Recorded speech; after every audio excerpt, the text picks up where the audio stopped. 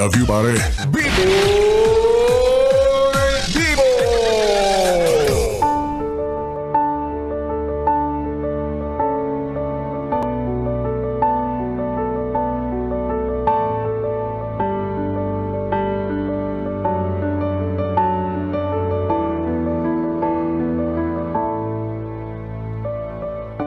Yes, friend, ako'y nagbabalik, DJ B-Boy Bibo, para sa ating tuloy-tuloy na BB Time tungkol sa usaping mga tsismosa na mapanghusga. Yes, friend, ikaw sa inyong komunidad, ilan or sino-sino yung mga kilala mo o natalamak bilang Chismosa of the Year? Yan. Ang dami, di ba? Ang dami mong maiisip bawat kanto't sulok ng inyong komunidad. Talaga namang may mapipinpoint kang, ito, talakera to. Ito, chismosa to. Ito, judgmental to. Di ba? At feeling ko for me, it's normal sa isang komunidad na magkaroon ng mga ganitong klase ng tao.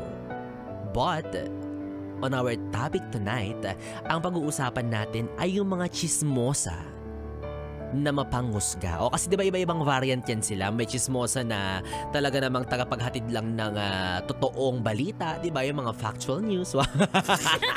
'Di ba? Yung makakatulong sa lipunan, yung kapakipakinabang. Halimbawa sila yung mga nagkakalat ng balita na, oy, may ayuda galing kay ganto, kay Mayora. Yan yung mga kapakipakinabang na chismosa. Pero on the other side, meron din namang mga variant ng chismosa na mapanghusga. Yan yung mga nagkakalat ng, uy, alam mo ba yung anak ni Josie buntis? Yung anak ni Josie, natid nung isang gabi, jet ski ang gamit ng lalaki. Diba? Naka-jet ski, chismosa, halatang nagsisinungaling. Diba? Maraming klase yan sila, no? Pero yun nga, sabi ko sa inyo, ang pag-uusapan natin ngayon ay yung mga chismosang mapanghusga. Yan, targetin natin yung mga yan. Kala nyo walang platform para sa inyo, ha? Kala nyo walang raratsyada laban sa inyo. Sorry, nandito si B-Boy Bibo, katapat ninyo. Oo, kahit Martes pa lang mamaya at Lunes pa lang ngayon, pag-uusapan na natin yung mga Marites. Diba? Alam nyo, at some point mapapatanong talaga tayo, no? Yung mga chismosa sa ating lugar, mapapaisip ka, anong pinagkakaabalahan nila? Anong pinagkakakitaan nila? Kasi kung kumikita sila sa pagiging chismosa, suportahan natin sila, di ba? Kung yan yung livelihood nila at talagang makakapagpakain ng kanilang pamilya, edi shing. Pero kung wala ka namang mapapala at mapapabayaan mo yung mga responsibilidad mo sa buhay bilang isang tao, bilang isang nanay or tatay, feeling ko it's the time, or eto na yung panahon para itigil mo na yung ginagawa mong ganyan. Diba? I mean, wala akong sinasabing mali na makipagkwentuhan ka, makipag-socialize ka sa mga kaamiga mo dyan sa labas ng bahay ninyo. Of course, there's nothing wrong with it, no? Kasi kwentuhan lang naman. Walang problema, diba? Pero kasi may ibang klase na gumagawa pa ng kwento, nag-iimbento pa ng istorya para lang may mapag-usapan sila, diba? Talaga ba? Talagang aabot ka sa puntong manghahamak ka ng kapwa mo? Sisiraan mo yung tao para lang may mapagkwentuhan kayo? Para lang maging interesting yung topic ninyo? Para lang maging hot yung issues para sa inyo? Wow! I-vlog mo yan, te. Baka kumita ka pa. Mag-podcast ka, te. Diba? Kasi mahirap Mahirap yung magiging laman mo ng usapan yung isang klase ng tao na nagtatrabaho lang naman, may sariling buhay, may sariling inaatupag, samantalang kayo, anong ginagawa ninyo? Diba? Nagiging purposive ba yung pagtambay-tambay ninyo dyan at pakipagkwentuhan ng mga kwentong hindi naman totoo, kumbaga kwentong barbero? Kasi grabe mo siraan yung tao, grabe mo i-chismis, tapos sasabihin mo, pampalipas oras lang, wow, te. Baka naman ikaw ang lumipas sa mundo niya. Diba? Ano yan? Para kang nag-gym tapos lagi mo ina-exercise yung dila mo, ganon.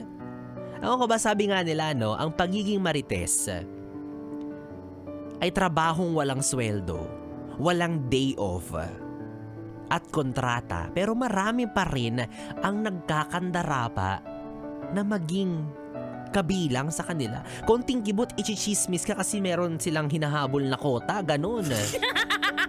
Lalo na kapag nakakaluwag-luwag ka na sa buhay, naku sinasabi ko sa'yo, topic ka nila mula gabi hanggang umaga. Bumili ka ng ref, ichichismis ka. Sabihin kaya pala gabi na umuwi yan madalas, no? Kaya nakabili ng rep yan kasi balita ko doon yan nagtatrabaho sa yung may tugstugan. Nagtutugstugs. Diba? Hindi mo alam. Kaya pala gabi na umuwi kasi DJ, di ba? Bali mo, katrabaho ni Biboy Bimbo. Tapos yung chismis mo, yung taong nagpapakapagod magtrabaho para umunlad ang buhay samantalang kayo, walang pag-usad nga. Yung anak na papabayaan, pag-alagala, inuuhog, inuubo, ang dungis ng itsura. Kung unahin mo yung pagiging nanay mo kumpara sa pagiging chismosa mo, kung una mong gampanan yung pagiging ina mo, sorry, ina mo, di ba? Kasi ina ka ina ka naman talaga. Ano mo dyan? Di ba? Unahin mo yung gampanan yung pagiging ina mo sa pagiging amiga mo, pagiging kumare mo. Kung pampalipas oras lang din ang turing mo sa pakikipagchismisan, pakikipagmarites, girl, there's a lot of things to do inside your house. Maglinis ka ng banyo, pagandahin mo yung sala ninyo, magluto ka ng masarap na ulam para sa pamilya mo. O hindi naman kaya kung gusto mong talagang kumita, ilaan mo yung oras mo sa pagtatrabaho, pagnenegosyo.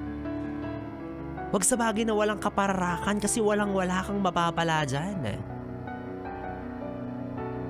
Itigil mo yung kakasilip sa buhay ng iba para lang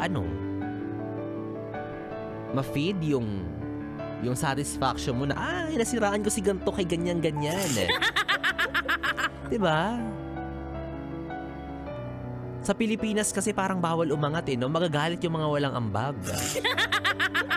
At sa Pilipinas, try mo, magtinda ka ng cheese stick sa labas ng bahay ninyo, sa tapat ng pintuan ninyo. Bukas may kalaban ka na, cheese stick din ang tinda.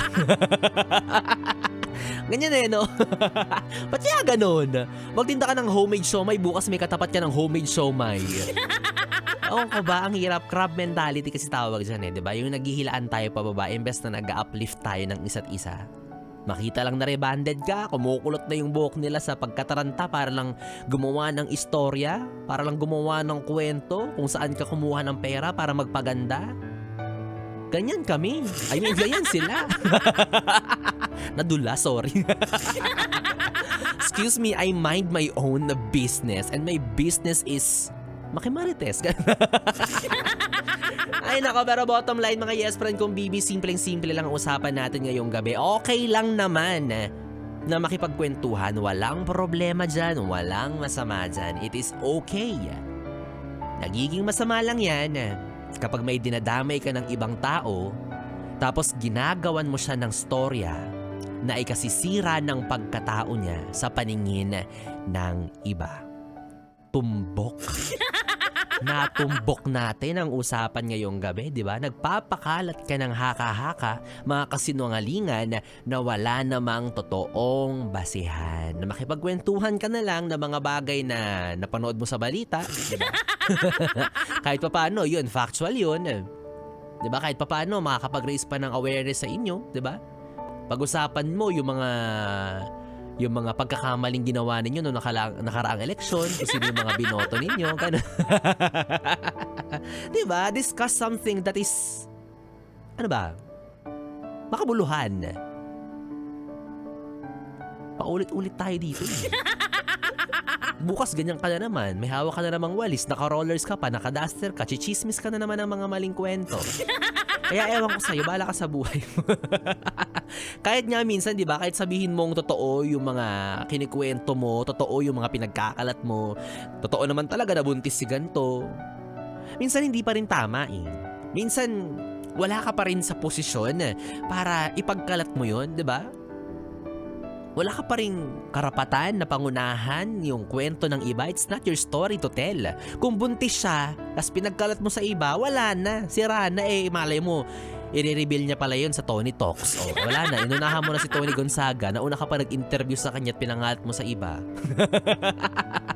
Diba? Hindi kasi Charo, hindi kasi Mel. Wag kang pala kwento ng hindi mo buhay. Ay nako, well anyways mga yes friends, sa dinami ng sinabi ko dito, alam ko naman na bukas, makalawa at sa mga susunod na linggo, buwan, tuloy-tuloy pa rin ang pakikipagchismisan, pero sana moderate na or sa paglipas ng panahon, mas mabawas-bawasan at mas maging makabuluhan na ang inyong pinag-uusapan, di ba? Sa dami-dami na sinabi ko, nagmukha na rin akong chismoso talaga dito. Ay nako, ito na lang yes friend, no? Ito na lang ipagkalat mo. Dahil alam ko naman na matutuwa ka rin dito. Ganda dapat yung mga chinichismis mo, ha? Makinig ka, sabihin mo, ang gwapo ni B-Boy Bibo, ganon. Mukhang mayaman pero yung bulsa walang laman, yan. Ano naman kung walang laman? Totoo naman. Wala man laman ang bulsa ni B-Boy Bibo, ang mahalaga ay namimigay kami ng tigli 500 piso dito sa Yes FM para sa ating ACS! Pera, pera! Pera, pera lang yan! ACS! Pera, pera! Pera, pera lang yan! ACS! Oy, chismoso! Nilakasan yung volume ng radyo. Halatang narinig yung salitang pera, pera, pera, pera lang yan. Diba? Pag narinig mo yung usapang pera, talaga namang pumapalakpak din ang iyong tenga. Eto na nga. Sige na, ipagkalat mo na dito sa ESFM ay namimigay kami araw-araw ng 500 pesos para sa 4 na masiswerteng yes friend natin na nakikinig dito sa Yes FM. Opo, tama po, namimigay po kami ng 4.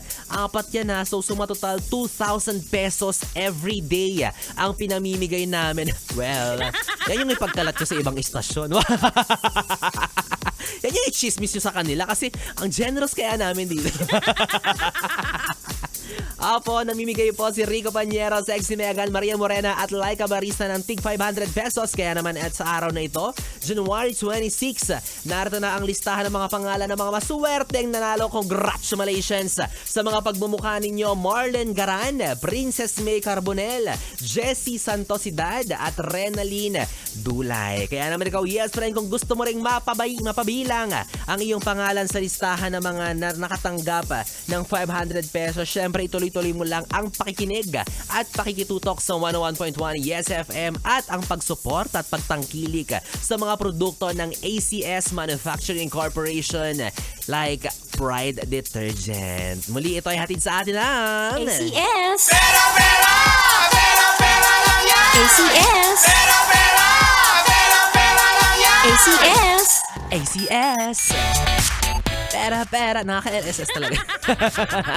Yes, friend, 3 oras na BB time ang ating pinagsamahan ngayong gabi ng Lunes. Magkasama at magkarinigan tayo muli bukas sa parehong oras dito lang sa istasyong No Problem, ang 101.1 Yes FM. Solid! Good night, BB! Mwah, mwah.